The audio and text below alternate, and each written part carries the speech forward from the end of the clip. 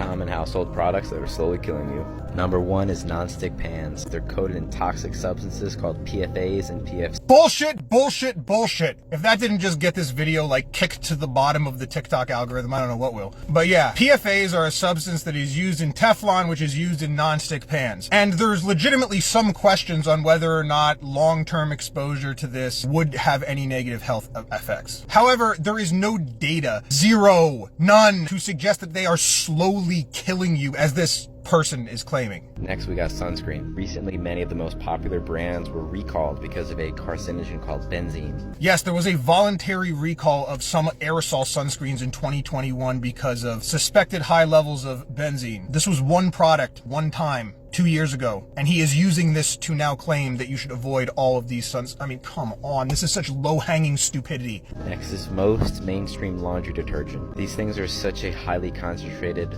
soup of harmful chemicals. Yes, and if you were to, like, for example, eat Tide Pods, that would not be healthy, but the chemicals in laundry detergent are not meant to be ingested. There is no evidence to support his claims as long as you're not ingesting the laundry detergent. Last thing is mainstream toothpaste, loaded with fluoride, sodium lauryl sulfate, trisodium phosphate, artificial colors, artificial sweeteners. Please switch to something more natural. Come on, he's just naming ingredients and then saying, please switch to something more natural. This is like the personification of the naturalistic fallacy. Like, it's hard to even debunk some of these videos because the claims they're making are so vague that it's hard to like pinpoint exactly where to attack.